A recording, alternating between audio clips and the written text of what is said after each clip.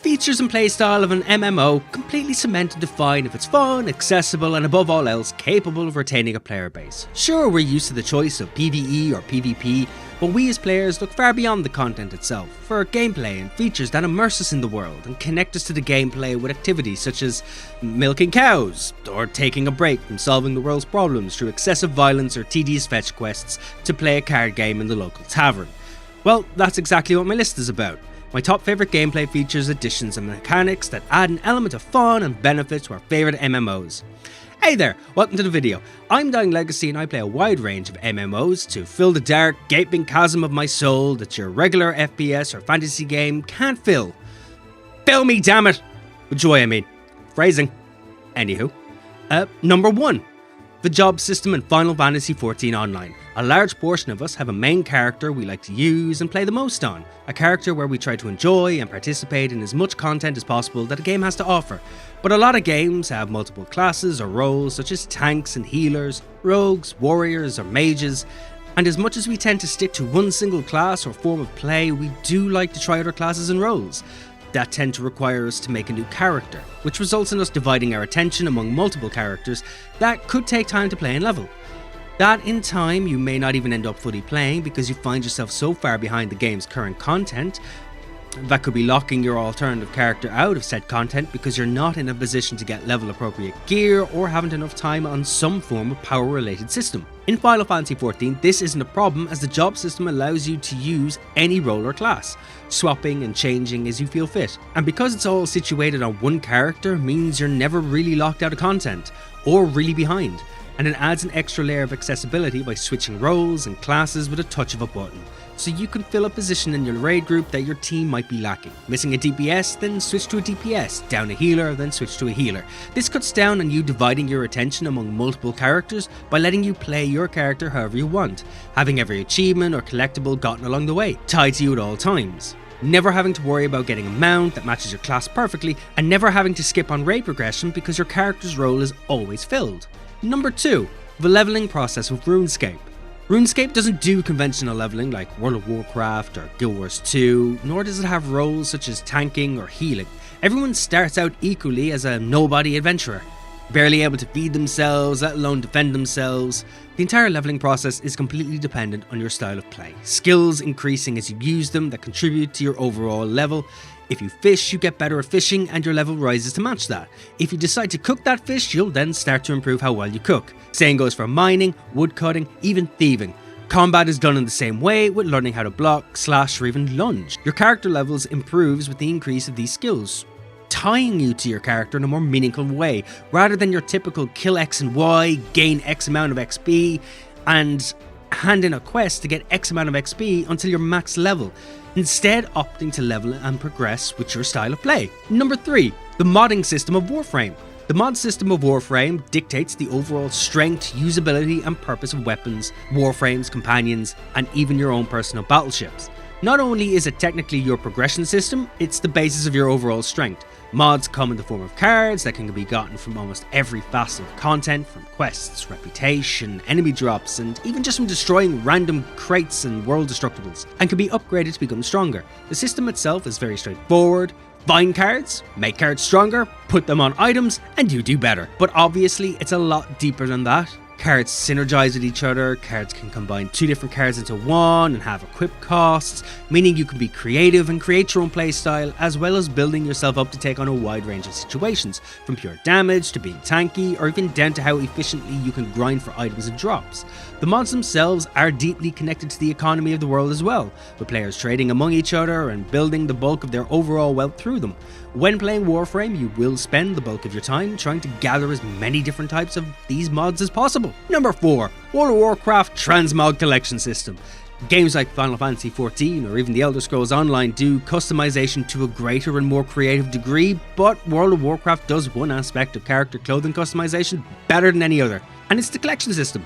In games like Final Fantasy XIV, you're limited in how many clothing items and appearances you can have on the fly, as they are limited to storage and save space, meaning you eventually have to delete or discard your appearances to make room for newer or more sought after items that you want to use the appearances of. And in games like The Elder Scrolls Online, where you don't have a limit on the appearances you can gather and keep, you have to grind and buy the appearances separately to the items that use them, which a lot of the time have a vastly lower drop rate that can be costly or time consuming to get your hands on.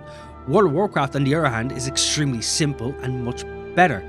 You buy, loot, or craft a piece of armor or weapon, bind it to yourself, and automatically unlock the appearance indefinitely to apply to your character at any time. No space restrictions, no extra hoops to jump through, short and simple.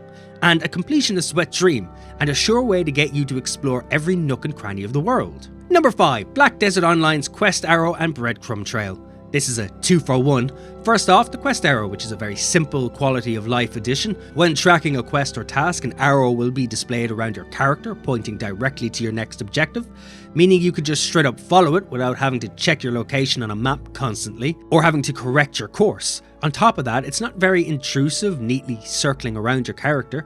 This also ties into its second quality of life addition, the Breadcrumb Trail. When using the map, you can mark a quest or position or anything you want really, as markers tend to do. You can then auto-run to that marker. Your character will follow the trail, plotting a course with the least obstruction and obstacles, meaning you can take time away from your keyboard as your character makes their way automatically.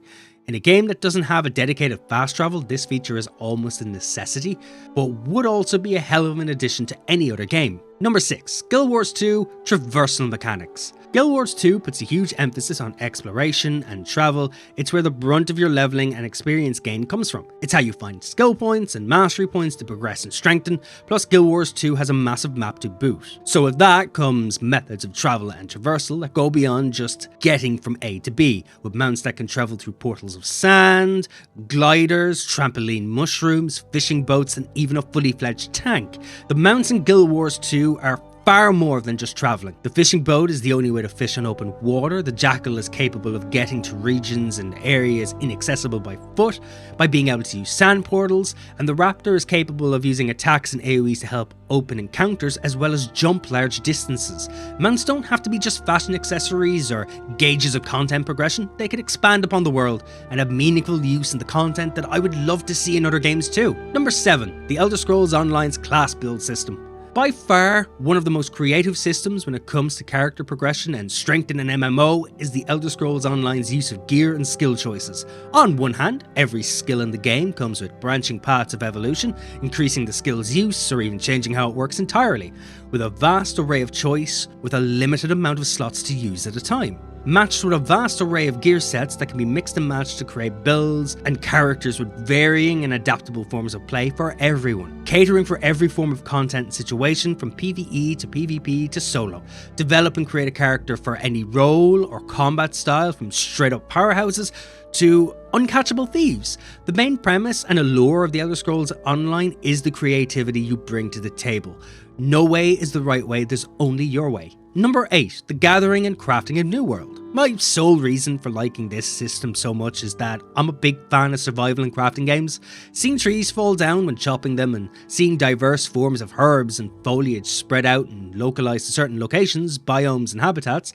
Even the act of fishing has a little more thought to it than just clicking one button prompt to accomplish a catch, which makes the whole idea of gathering a lot less tedious, and it lends itself very well to the crafting system, with everything having a need and purpose across many forms and professions and skills.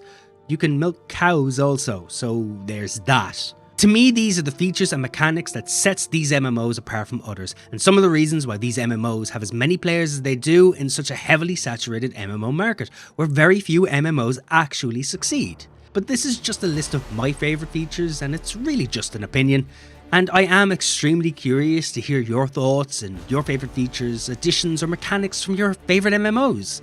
Or maybe you disagree with my choice entirely, which I am just as curious about. So comment below and tell me your thoughts and share your favourites. And maybe I'll make a new list with features I either never thought of or from games I had never played, And while you're down there, hit the like button if you did in fact like the video, and click subscribe so you're one of the first to know when I release another video.